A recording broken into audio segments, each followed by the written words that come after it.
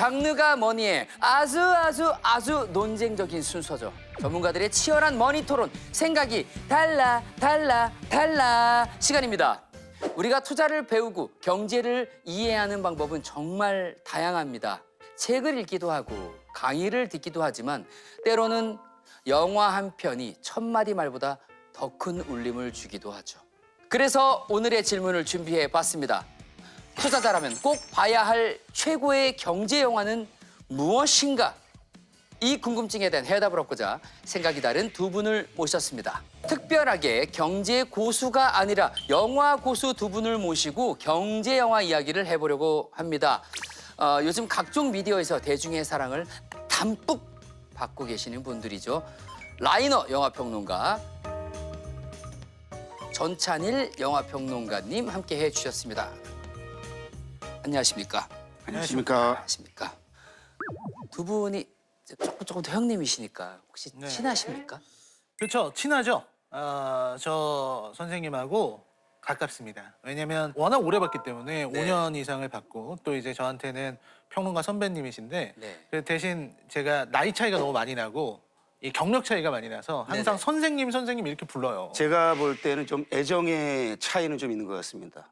제가 좀 과도하게 네. 라이너를 애정하고 우리 라이너는 저에 대해서 그냥 일주일에 한 번씩 보는, 그런데 예의는 지키는. 그래서 늘 그 점에서는 섭섭해하고 있습니다. 그게 그런 건 아니고요. 이게, 애정 없이 예의만 지킨다. 네. 이게 뭐냐면 선생님하고 저하고 좀 많이 연식이 달라요. 연식 공격이 나왔네요. 이거 약간 휴대폰으로 비교를 하자면 네. 저는 이제 갤럭시 S25 울트라 정도 되고요. 네네네. 선생님은 이제 애니콜입니다. 네, 요 정도 차이. 아니 뭐 저도 S23인데 그 지향 자체가 네네네. 여전히 아날로그적인 스마트폰 지향이- 이전 시대다. 제가 볼 때 뭐, 라이너님이 되게 예의가 바르진 않은 것 같아요. 이제 오늘의 주제에 대해서 본격적인 토론을 진행해 보도록 하겠습니다. 저희가 촬영 전에 미리 두 분께 최고의 경제 영화를 선정해 달라고 말씀을 드렸는데요. 단도직입적으로 질문 드리겠습니다. 투자자라면 꼭 봐야 할 최고의 경제 영화는 뭔가요? 하나, 둘, 셋! 빅쇼트. 빅쇼트, 월스트리트 이렇게 나눠졌습니다. 라이너님, 투자자라면 꼭 봐야 할 경제 영화로 빅쇼트를 꼽아주셨습니다. 어떤 영화입니까? 일단 빅쇼트라는 영화는 아담 맥케이라고 하는 감독을 스타덤에 올린 그런 작품이에요. 요거는 이제 2008년에 우리가 생각해 보면 세계적인 금융 위기가 한번 왔던 적이 있어요. 네. 많은 분들은 이제 서브프라임 모기지론 이런 정도로 기억을 하고 계실 겁니다. 2008년에 왔었던 글로벌 금융 위기. 그래서 이 영화는 그 바로 이전, 그러니까 서브프라임 모기지로 인한 금융 위기가 오기 바로 이전에 그거를 먼저 알아낸 사람들의 이야기예요. 이 서브프라임 모기지 사태 들어보긴 했는데 이거 어떤 사태였습니까? 요거를 설명하기는 굉장히 어렵습니다. 하지만 간단하게 말씀드리자면 네? 서브프라임이라고 하는 거는 그 등급을 말하는 거예요. 신용 등급. 네. 그러니까 주택을 살려면 이 신용 등급이 있어야 되잖아요. 네. 근데 서브프라임 등급은 말 그대로 바닥 등급이에요. 네. 원래라면은 대출을 해주면 안 되는, 신용이 좋지 않은 상태. 좋지 않은 사람들, 네. 자산이 없는 사람들, 뭐 이런 사람들한테 이제 그 빌려주는 거죠. 돈을 가난한 사람들한테 돈을 빌려줘서 그 사람들이 주택을 살 수 있게 만들어요. 네. 근데 그렇게 신용이 적은 사람들한테 처음에는 저금리로 빌려주는 거예요. 네. 저금리를 빌려줘서 집을 사게 만드는데 그럼 좋은 건데요. 근데 그거를 한 1, 2년 정도만 저금리를 주는 거죠. 네. 그다음에는 원리금을 같이 갚아나가게 되는 그런 시스템이에요. 근데 이게 원리금이 조금씩 나가기 시작하면 집을 팔아야 되는데 그렇죠. 그럼 갑자기 시장에 그런 사람들이 많을 거 아닙니까? 네. 시장에 집이 막 나오게 되는 거야. 그럼 어떻게 되겠어요? 집값이 폭락하겠죠. 그렇죠. 그러면 이제 거기서부터 이제 금융위기가 오는 겁니다. 아, 그렇군요. 이게 의도대로 되지 않았군요. 여기에 주인공으로 나오는 크리스찬 베일이 이 작품에서 마이클 버리라는 인물이거든요. 네. 이 인물이 그걸 처음으로 알아냅니다. 문제가 있어. 우리 경제에 굉장히 큰 문제가 있어. 이건 부동산 위기가 올 거야. 네. 이 사람은 어떻게 됐냐면 망하는데 베팅을 한 겁니다. 이제 망할 거니까 네. 망하는 데다가 베팅을 하는 거예요. 망할 곳에다가. 망할 곳에다가 아, 이 마이클 버리만 그거 알았기 때문에 네. 이 사람이 골드만삭스 이런 데 가거든요. 네. 거기에 있는 전문가들도 다 비웃어요. 야, 바보가 돈을 갖고 왔어? 이렇게 됐는데 네. 이제 나중에 가면은 정말 멸망이 다가오면서 마이클 버리만 돈을 버는 이제 그런 이야기입니다. 그래서 미국이라는 나라가 어떻게 서브프라임 모기지로 글로벌 위기, 금융 위기를 맞게 되고 네. 금융이 폭락하고 가난한 사람들이 피해를 보게 되는가, 그거를 그린 작품이 바로 빅쇼트죠. 아, 이게 경제 영화 재밌겠어라고 했는데 지금 설명 들으면서 좀 보고 싶어졌어요. 보고 싶어지죠. 그리고 이 작품에 나오는 브래드 피트의 역할이 굉장히 중요한데, 브래드 피트가 나옵니까? 브래드 피트는 마지막에 사람들의 머리를 탁 치는, 뒤통수를 탁 쳐주는 역할이에요. 왜냐면 이 영화를 보고 있으면 그냥 얘네들이 말하는 경제의 논리와 네. 그리고 돈을 버는 거에 이렇게 빠져들어가거든요. 근데 마지막에 브래드 피트가 등장을 해서 지금 너네는 미국 국민이 망하는 데에 돈을 건 것이다. 그러니까 너네 춤추지 마. 돈 벌었으면 조용히 집으로 가. 라고 얘기를 해요.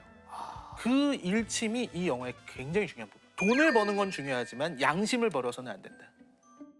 아, 라이언님이 이 영화를 최고의 경제 영화로 꼽은 이유를 설명을 해주셨습니다. 자신 있습니다. 이만한 네. 영화 없죠. 대체적으로 동의하면서도 네. 이 사실 이 영화는 그렇게 뭐 독창적이거나 그렇지는 않고요. 한 1, 2년 전에 나왔던 마틴 스코세지의 울프 오브 월스트리트하고 네. 정말 많이 닮았어요. 제가 듣다 보니까 네. 동의가 하나도 안 되는데 아니 왜냐면 생각이 너무 달라. 이 세상에 좋은 영화, 최고의 영화들은 다른 영화의 영향을 안 받아요. 영향이란 말을 쓴 적은 영향을 없는데 받아요. 빅쇼트만의 그 영화적 맛 이런 것을 전하는 데까지 못했다는 독창적인 메뉴가 없었다. 제가 얘기하는데 좀 그만 끼어드시고. 아니 이 방송이 왜냐면 먼저 끼어들는 이 작품이 방송. 굉장히 네. 독창. 자, 칸차넬 평론가님이 꼽은 투자들하면 꼭 알아야 할 최고의 경제 영화는 무엇인가요? 아까 말씀드린 월스트리트인데요. 네, 월스트리트. 이미 그 라이너한테 어떤 공격을 받을지 예상을 다 하고 있습니다. 공격 예상까지도. 네네.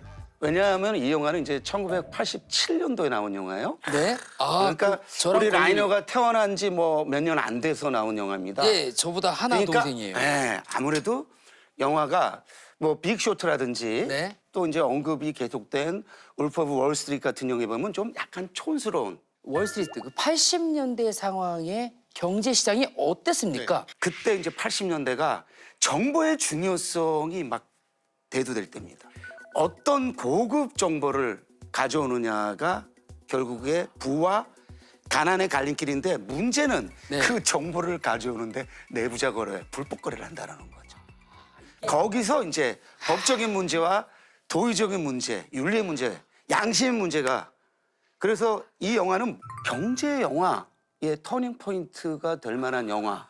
그 이후에 나온 어떤 경제 영화도 월스트리트로부터 자유로울 수 없다. 분명히 좋은 점들이 있죠. 그러니까 네. 아까 말씀하신 것처럼 이제 정보에 대한 거. 영화에서 그런 얘기들이 나와요. 주식 시장에서는 정보만이 가치를 가진다. 그리고 감정을 배제하고 현명함을 얻어야 된다라는 이런 얘기들이 많이 나와요. 이 영화에서. 그런 부분들이 배울 만한 점이 많은 건 사실입니다. 네. 그때가 저한테는 이제 20대였는데 그때의 그 역동성이 이 영화에 잘 드러나 있습니다. 격변하는 시대였으니까요. 네네. 그리고 거기서 서민을 막 비웃는 서민들을 쫄딱 망하게 하면서 자기들은 돈 버는 것이 이게 돈의 논리다라는 주장을 당당하게 하면서 네. 막 돈을 막 벌어들이는 거거든요. 네. 그런데 그렇게 벌어들인 돈이 영원히 가겠어요? 그렇지 않죠. 그런 점에서 이 영화는 우리한테 엄청난 교훈을 줄 뿐만 아니고 이 영화 속에 버드라는 주인공의 그 선택, 가치와 돈에서 끝내 가치를 선택하는 점에서 저는 이 영화를 강추하고 싶습니다. 자, 월스트리트와 빅쇼트와 월스트리트 이 각 영화가 이 시대를 살아가는 뭐 크고 작은 투자자들에게 어떤 도움이 될까요? 어떤 영향을 미칠까요? 지금은 적자 생존을 넘어서 공존과 상생의 시대입니다. 네. 정당한 수단과 방식으로 돈을 벌기 위해서 자기의 욕망을 작동시켜야 된다라는 교훈을 이 영화는 설득력 있게 제시한다. 시대를 건너뛰는 울림이 있다. 예, 이런 말씀해 주셨고요. 네, 저는 이런 말씀 드리고 싶어요. 지금은 각자 도생의 시대입니다. 공존과 상생 사라졌어요. 이제는 살아남기 위해서 자기 자신을 지켜야 되는 시대예요. 내가 물렸을 때 네. 아무도 나를 구제해주지 않는다. 네. 아무도 나를 구원해주지 않는다. 내가 이런 살아남는 방법은 나 혼자 연구해야 되는 거예요. 혼자 연구하고 현명해지셔야 됩니다. 그리고 빅쇼트 같은 영화를 보면 무엇을 느낄 수 있느냐? 네. 남들이 보지 않은 것을 보려고 하고 누구도 신경 쓰지 않는 부분에 신경을 썼어요. 그게 그 사람이 이 위기를 파악할 수 있게 만든 그 현명함이거든요. 네. 그러니까 경제 공부를 하거나 혹은 관객분들이 어떤 경제에 대해서 알고 싶으시다면 이 버링의 태도를 봐야 된다고 생각해요. 남들이 다 같이 보고 있고 남들이 다 같이 이렇게 해야 돼라고 하는 거에는 반드시 함정이 있다. 저는 남들이 본 데만 봤거든요. 지금 이러고 있습니다. 망했습니까? 심하게 망했습니다. 이제 빅쇼크입니다, 전 지금. 빅쇼크. 그러니까 이렇게 빅쇼크로 가지 않으려면 남들이 가는 걸 봐서는 안 된다라는 부분이 첫 번째라고 할 수 있고요. 그리고 두 네. 번째 경제 공부할 만한 부분은 네. 그 서브프라임 모기지라든지 CDO 같은 여러 가지 파생 상품이 결합돼서 일어나는 대참사를 그리고 있는 작품이잖아요. 네. 문제는 뭐냐? 대참사는 언제든 일어난다. 지금 2025년 지금 어떻습니까? 그 시대 2008년을 네. 능가하는 경제 위기가 도래했어. 예, 그렇습니다. 이거는 전 세계가 난리가 났어. 예. 이걸 누가 예측을 하냐고요. 아무도 예상하지 못합니다. 그 누구도 예상할 수 없는 이런 사태는 일어날 수 있는 것이다. 네. 그거를 이 영화는 알려주고 있죠. 2008년에 그런 대위기를 겪고도 지금 변한 거 없잖아요. 인간이 얼마나 어리석은가. 이런 교훈에도 불구하고 그런 실패로부터 배우는 게 없다라는 것. 아까 지금 라네가 말했듯이요. 네. 이런 영화들을 통해서 바로 그런 깨달음을 받을 수 있다면은 그것만큼 좋은 게 어디 있겠어. 자, 끝으로 오늘 두 분의 생각이 얼마나 달랐는지 달러를 통해서 확인해보는 시간을 갖도록 하겠습니다. 생각의 차이가 전혀 없었다. 그럼 1달러입니다. 빵달러 없습니다. 1달러. 그다음에 생각이 너무너무 달랐다. 그럼 100달러입니다. 하나, 둘, 셋. 60달러. 자, 우리 라이너님. 87달러입니다. 아.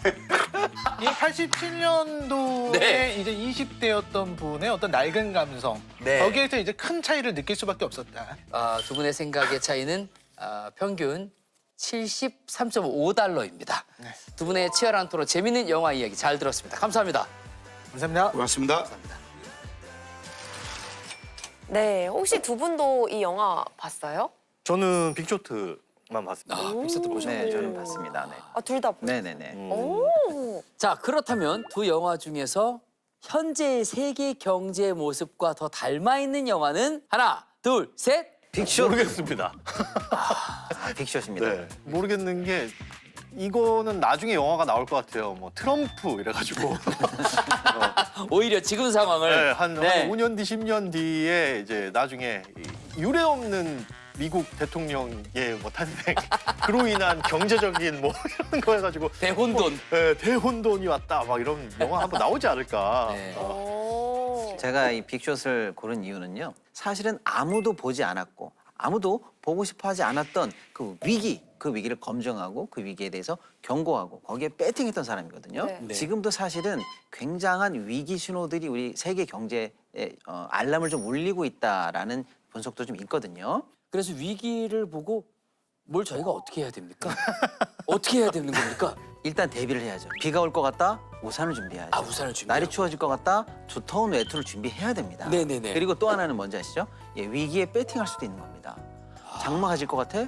우산이 많이 팔리겠네? 우산 업체를 알아보자. 예. 오늘부터 비가 오면 우산을 많이 사서 밖에 나가서 한 200원을 더 붙여서 팔아볼까 봐요. 제가 우산을 500원을 더 보태서 김은우 소장님께 팔도록 하겠습니다. 아, 네. 안 삽니다. 안 사요. 제가 200원 더 붙이고 혁수 씨가 500원 더 네. 붙여서. 자, 이 생각이 달라 유튜브 버전에서는 방송에서 다 담지 못한 풀 영상, 그러니까 더 재미있는 내용들이 많으니까요. 유튜브로도 꼭 찾아보시기 바랍니다.